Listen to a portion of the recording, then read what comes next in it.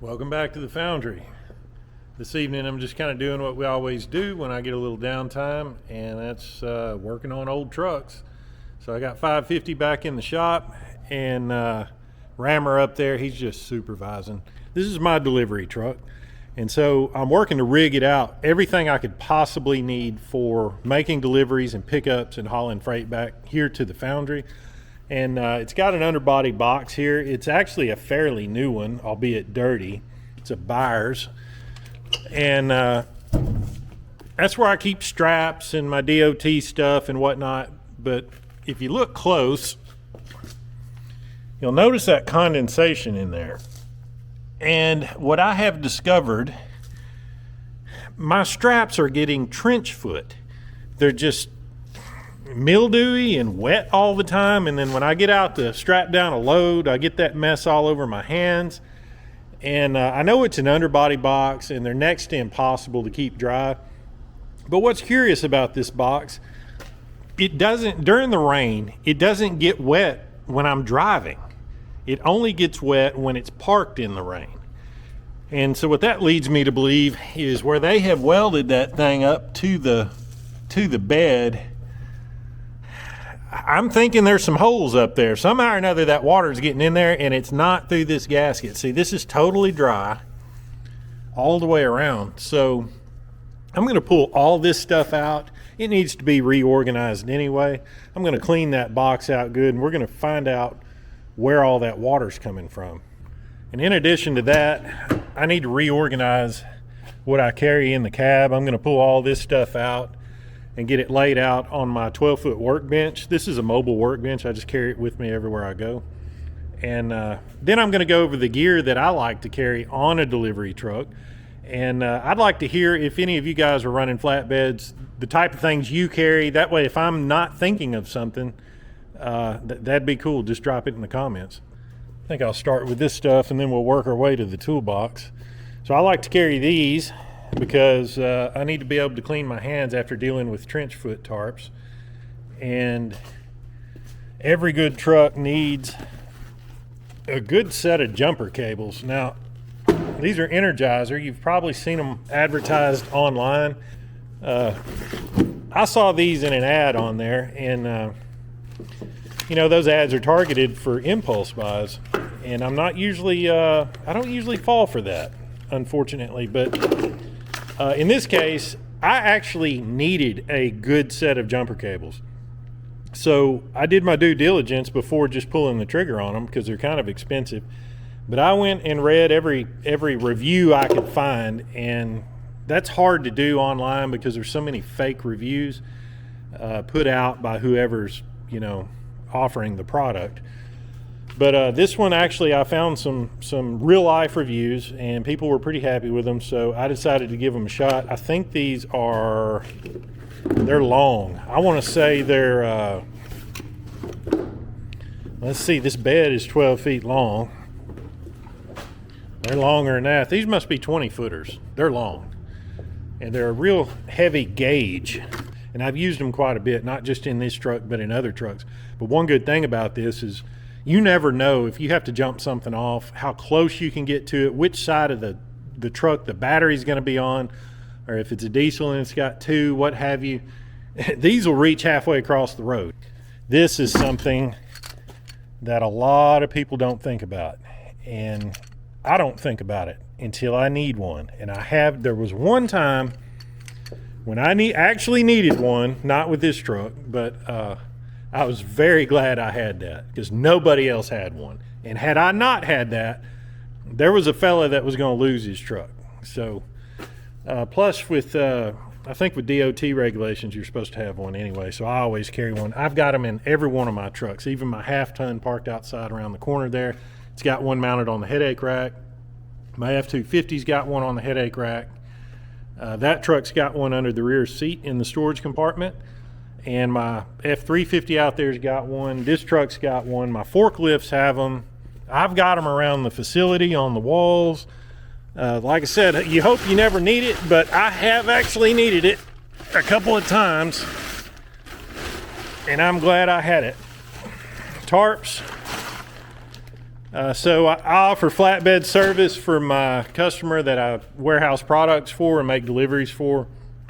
Their stuff can't get wet, most of it. Some of it it won't bother, but so this is a pretty sizable tarp, and what's cool about this truck, in addition to the rub rail, it's got stake pockets for sideboards. It's got 3 different variations of stake pockets depending on what I've got on here.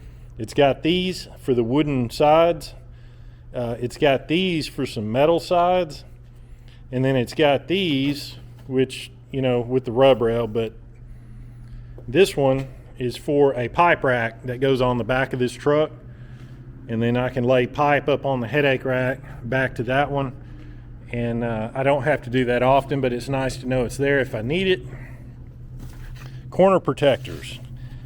The type of freight that I haul, and if you watched any of the other videos of me using this truck and when I bought it and fixed it up and all that, you can kind of see the type of freight that I haul. And these aren't very strong. These aren't like them plastic 90s that you can get for sharp surfaces and things like that. But the type of things that I haul, a lot of times it's cardboard shrink wrapped up on a skid. This works really well, so I keep a big bundle. Sometimes I double and triple them when I put them on. And this cheap strap is not DOT approved, I don't think. I keep one of these for when I use that tarp. I'll tarp the load, and then I'll use tarp straps to go down to the rub rails to get it as tight as I can, but you can't ever get it, you know, just super tight. So when you're going down the road, the wind's blowing it and fatiguing it, and then it starts to tear. So what I do, I keep a couple of these cheap, really long ratchet straps to where I'll put the tarp on, then I'll run that ratchet strap around the whole load, or a section, two different sections, however I got it situated, and zip it down, and it holds that tarp very tight. So these are handy to have. Then of course rope. You'll be surprised how much I've had to use this. Again, usually tarps and things like that. And this bed, what I was getting to a while ago before I got sidetracked with stake pockets, this bed has got hooks under here for rope and tarp straps, like bungee cords, all up and down the side of it. So it's a really slick setup as a delivery truck and a cargo hauler. It's got every kind of configuration you could want. And in addition to that, of course, the headache rack that goes over the cab. And it's pretty substantial. I could get up there and jump up and down. Out here on the very end of it is real heavy. And it's supported right there. Now, I don't haul anything heavy up there, but you could put, you know, fairly moderately heavy stuff up there. I wouldn't want to put like a 800-pound skid up there or anything. But all right, I'm a little more organized now. One thing I added was tarp straps. I didn't have any, so I went and got some, 2 different lengths.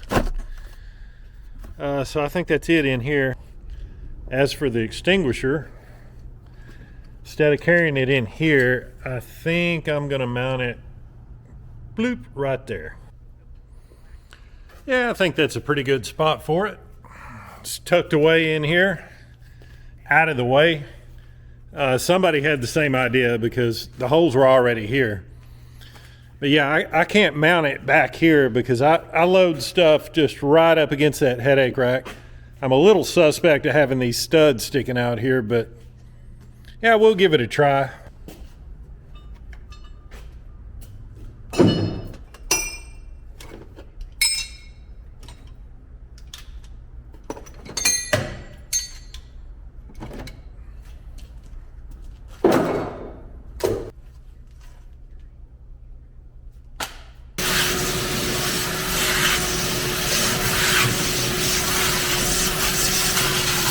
There's one little hole back there.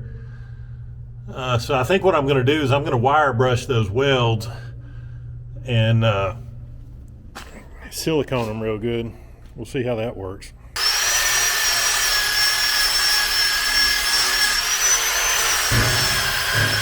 A lot of this looks like could be condensation as well. So I'm almost wondering if there needs to be a vent.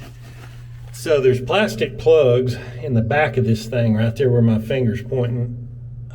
So I popped that one out. So that'll be one hole. It's not in an area that should get a whole lot of water on it. In fact, I may put that one back in. I may pop out this one because the rear wheels are right there. But I'm going to try that. I'm going to leave one of these holes open to allow this box to vent, because the gasket here is in really good shape, and I'm thinking if it's sealed pretty good, it might need a little vent.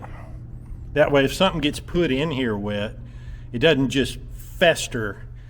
Like I'm telling you, the smell in this thing is awful. It smells like mildew, and that gets on the straps, and then that gets on your hands when you're using the straps. So I'm going to try the little vent method, and we'll see how it does. If there's no improvement, I may pop it back in there. I'm just going to try trial and error here. I'm just going to do the best I can. Anything's better than what I got, but I'm going to grab a tube of silicone and hit them welds real good on the inside at the top of the box, because I think like I said, this thing feels full of water when the truck's not in use. So I know it's not just from kicking up from the tires. I'm thinking water is running between these boards, pulling up on the top of it, and coming in through that one little hole I found, and maybe other spots. So it's worth a shot. I wasn't kidding when I said I needed silicone. I wasn't talking about some little tube. Well, I've got these out. It'd be a good time to oil them up. They've been in there bathing in Legionnaire's disease or whatever's been festering in that box. Oh, that's way better. Way better. This is how I like to store my straps. I go ahead and disassemble them, package the ratchet, and roll up the strap. They pack in there real nice. I have to keep two types. I have to keep the hook type and the rub rail type, because my trailer requires these. Well, one trailer that I use requires these. These are real handy to use on the truck with the rub rails, or a deck over trailer that has rails. These are actually my favorites. Really soft material. They were expensive. I think I gave $50 a piece for these several years ago. There's no cuts or tears in them. They're still in good shape. And I just bought this one. It's like a mile long. And then these are cheaper ones. They were on sale. I use them in a pinch. And one thing I don't do when I get back from a job, I never leave my straps just slung everywhere, or I don't like to leave them out in the sun, or just haphazardly laying around the truck, or I roll them up each time when I get back, because when I get called to go out on a job, that is not the time to round up all your equipment and get all your stuff ready. I need to go. So I need to know everything I have is just ready to go. Somebody calls, I need the truck, boom, I'm on the road. I mean, I'll do a loose, visual inspection, make sure I have everything. All right, I'm all packed up. I got both styles of trailer hitch and ball that I require for the two different trailers I pull. I got my road flares, my straps, my ratchets, and room to grow. If you think of anything else I need, just drop it in the comments. All right, ready for work. I'll get all these tools and mess picked up, and this doesn't belong up here. I was just, I went and picked it up. I was in this truck, so that's gonna get a tube in it at the tire shop, and then I'll have my truck back the way I need it.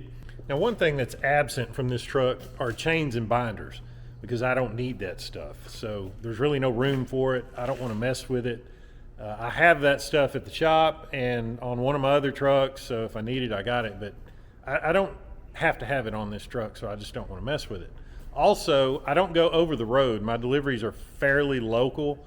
If I was going over the road, especially in an older truck like this, I would have tools to work on the truck in case I break down.